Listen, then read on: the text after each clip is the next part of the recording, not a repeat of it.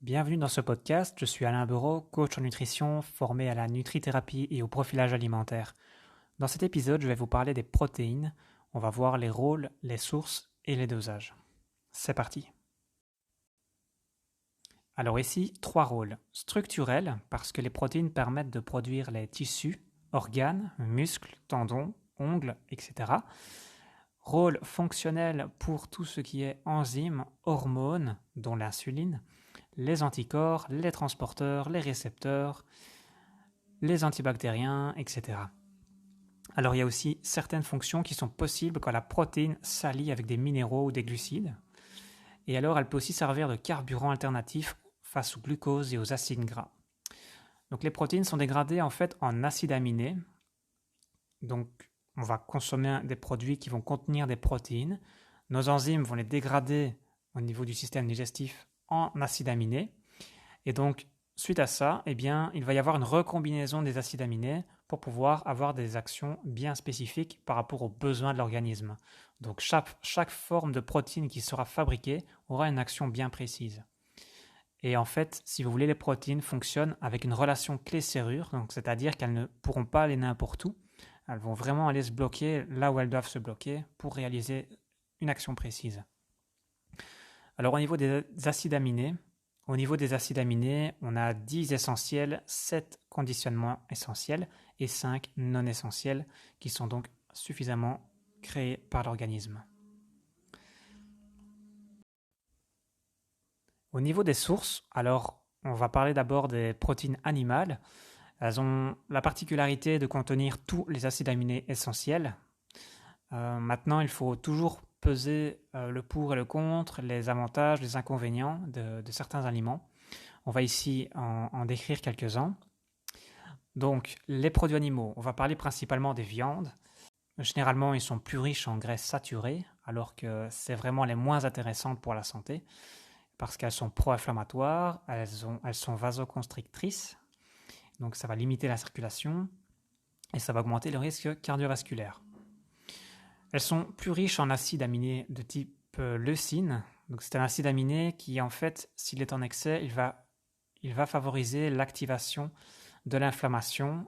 Il y a toute une série d'actions qui va mener à l'inflammation et donc la leucine va participer à ça.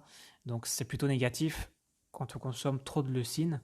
Et généralement, la leucine est présente en excès dans les viandes et dans les maïs. Alors les produits animaux sont généralement aussi plus riches en fer. Alors du fer, il en faut.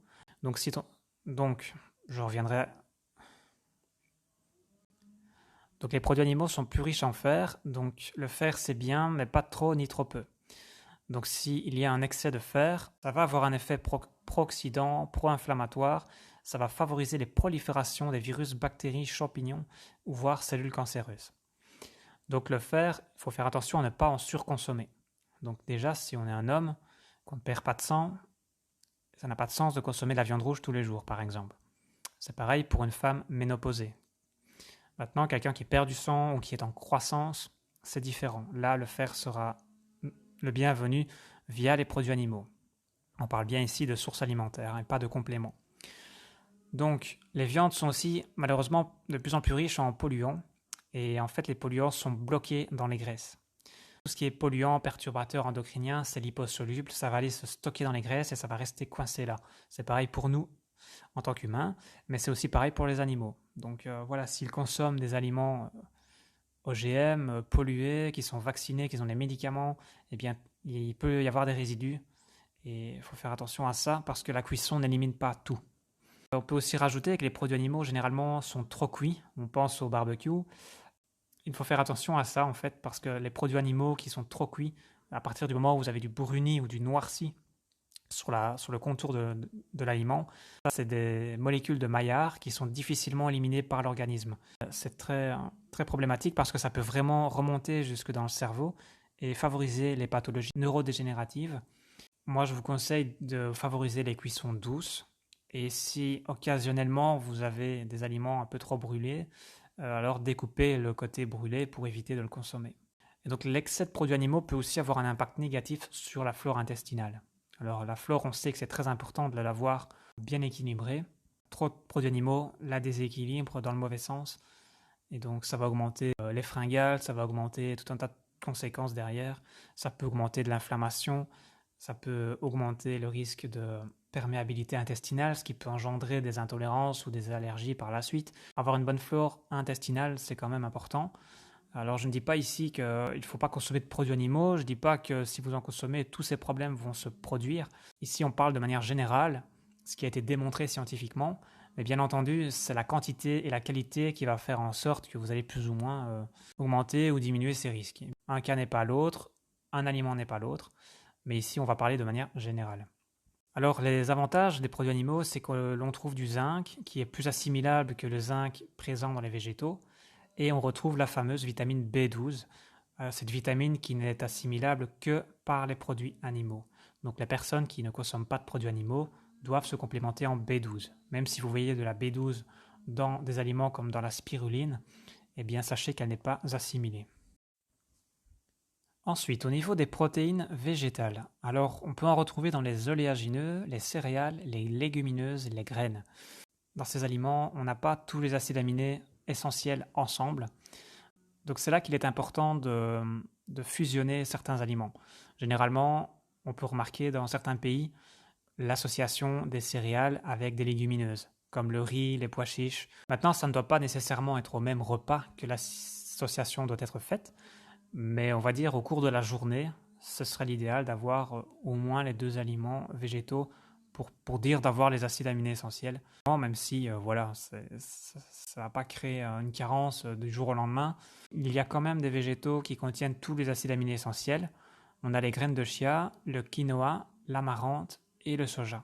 Alors l'avantage des protéines végétales, c'est qu'elles contiennent également des glucides, des fibres, moins de graisse ou alors des graisses de meilleure qualité comme les oméga 3 ou oméga 6. Elles sont plus riches en vitamines, en minéraux, en polyphénols. Ça va par contre diminuer l'assimilation du zinc, notamment à cause de l'acide phytique. Donc dans ce cas-là, le trempage des légumineuses et des céréales peut aider à favoriser l'assimilation du zinc végétal. On est facilement en carence de zinc, donc c'est vraiment quelque chose d'important à vérifier au niveau d'un bilan sanguin. Le zinc permet de recombiner les acides aminés en protéines. Donc sans zinc, toutes les protéines de notre organisme ont du mal à fonctionner, à se former. Donc c'est très très important d'avoir un taux de zinc adéquat pour pouvoir former des protéines dans le corps. Alors dans les végétaux, le fer n'est pratiquement pas assimilé non plus. Donc nos apports en protéines doivent être suffisants mais pas en excès. Ça c'est toujours la même chose, hein, c'est une question d'équilibre. On a tendance à faire une grosse publicité pour les protéines, mais voilà, il s'agit de ne pas dépasser non plus les doses adéquates et d'avoir surtout suffisamment de zinc. Lui, on a tendance à l'oublier alors qu'il a vraiment un rôle primordial par rapport à ça. Même si ça peut se faire ponctuellement, sans pour autant que ce soit au quotidien. Encore une fois, on a chacun nos habitudes, mais voilà, une fois que vous avez la connaissance, vous avez le choix d'orienter vos habitudes alimentaires. Voilà, donc comme je l'ai dit, les apports vont dépendre de différentes choses. Si on parle d'un enfant, d'un adolescent qui est en pleine croissance, ce sera bénéfique pour lui de consommer des produits animaux pour être sûr qu'il ait suffisamment de fer, de zinc, de B12 et d'acides aminés, donc de protéines complètes pour la croissance. On ne peut pas se permettre d'avoir des carences durant la croissance. Chez la femme enceinte également, il faudra favoriser les produits animaux pour avoir tous ces éléments qui seront très bénéfiques pour le bébé. Mais par contre, comme je l'ai dit, chez l'homme adulte et la femme ménopausée, on n'est pas obligé de consommer des produits animaux. Maintenant, pour les hommes ou femmes ménopausées qui consommeraient encore trop de produits animaux et qui pourraient avoir un excès de fer, une bonne solution serait de faire des dons de sang. De cette manière-là, vous évitez d'avoir un excès de fer, parce que l'excès de fer est vraiment promoteur de tout type de problèmes avec le temps, avec les années, et donc c'est vraiment quelque chose qu'il faut éviter. L'idéal, c'est de les consommer soit le matin, soit le midi, mais éviter un maximum de les consommer en soirée, parce que les produits animaux en soirée ont tendance à dynamiser, à réchauffer l'organisme, à prolonger le temps de digestion, et tout ça, ça va à l'encontre de l'endormissement.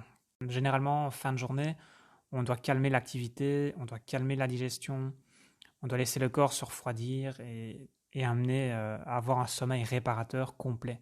Donc idéalement, le soir, ça pourrait être un repas végétarien qui ne contient pas de produits animaux. Maintenant, si vous devez consommer des produits animaux et que vous ne l'avez pas fait de toute la journée, bien entendu, vous pouvez en consommer un peu le soir, c'est pas un souci. Mais je parle ici d'une habitude à long terme. ça peut être bien de favoriser les produits animaux plus en journée qu'en soirée. Encore une fois, tout ce que j'explique ici, c'est pas blanc ou noir, ce n'est pas oui ou non, c'est vraiment au cas par cas. Mais voilà, de manière globale, on peut en tirer cette conclusion et on peut optimiser son mode de vie avec ces conseils. Après, la meilleure solution, c'est de tester 1, 2, 3 semaines pour voir s'il y a des résultats positifs. Et c'est toujours la meilleure solution. C'est comme ça qu'on peut se dire que ça fonctionne, que ça nous convient mieux. Et du coup, ça va nous motiver à prendre ces nouvelles habitudes pour l'avenir de manière durable. Et donc, je le répète, le plus important, c'est de favoriser la qualité et de bien tabler sur les quantités. Maintenant, si vraiment vous voulez consommer des produits animaux en soirée, le mieux, c'est de prendre des protéines plus digestes comme le poisson ou la volaille. Alors, au niveau du fer, petite astuce, si les personnes qui sont en carence de fer veulent augmenter leur taux de fer, l'idéal, c'est de consommer de la viande rouge et juste après, de consommer de la vitamine C. Donc, la vitamine C va augmenter l'assimilation du fer qui était présent dans le repas. Alors, si c'est le contraire, si vous voulez diminuer votre taux de fer mais que vous consommez de la viande rouge, vous pouvez consommer du thé vert après ce repas. Et lui, par contre, il va diminuer l'assimilation du fer. Donc, c'est positif pour les personnes qui ont trop de fer ou qui n'ont pas besoin d'en rajouter. C'est vraiment quelque chose que vous pouvez pratiquer facilement. Pour moi, personnellement, il n'y a pas de choix à faire à consommer ou non de la viande ou des produits animaux. Je pense que c'est surtout une question d'équilibre et de qualité. Si vous consommez ponctuellement des produits animaux de qualité, avec respect, qui ont été bien élevés, qui n'ont pas été pollués, pourquoi pas?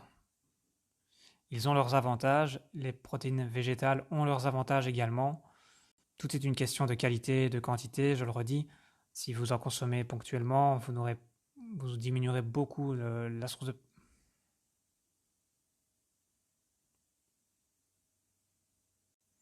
Voilà, donc pour moi, il ne s'agit pas de choisir l'une ou l'autre source de protéines, tout simplement. Vous faites selon vos envies, vos ressentis. Ici, je vous ai exposé la théorie, à vous de tester pour voir ce qui vous convient le mieux.